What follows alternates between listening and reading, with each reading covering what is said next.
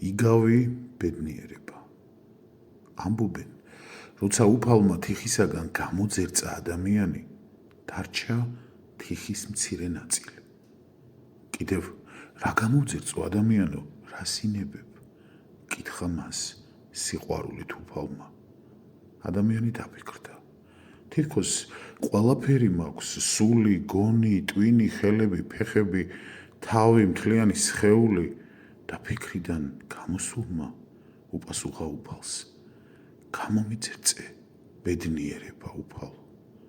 ამ სიტყვების მოსმენის შემდეგ უფალმა მისცა ადამიანს დარჩენილი თიხა და უთხრა: შენ თავად გამოძერწე შენი ბედნიერება. იგავი გვასწავლეს იმას, რომ ადამიანის ბედნიერება მისავე ხელშია.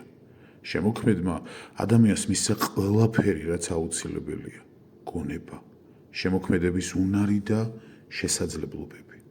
ხოლო საკუთარი ბედნიერება ადამიანმა თვითონ უნდა შექმნას, რადგან პასუხისმგებლობა საკუთარ ცხოვრებაზე გვეკისრება მხოლოდ ჩვენ და არავის სხვას.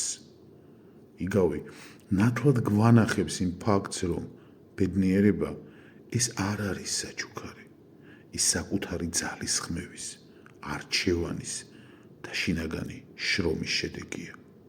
ამიტომაც ჩვენ თვითონ ვართ ჩვენი ბედის შემოქმედნი და მხოლოდ ჩვენზეა დამოკიდებული, როგორ გამოვიყენებთ იმას, რაც გვაქვს.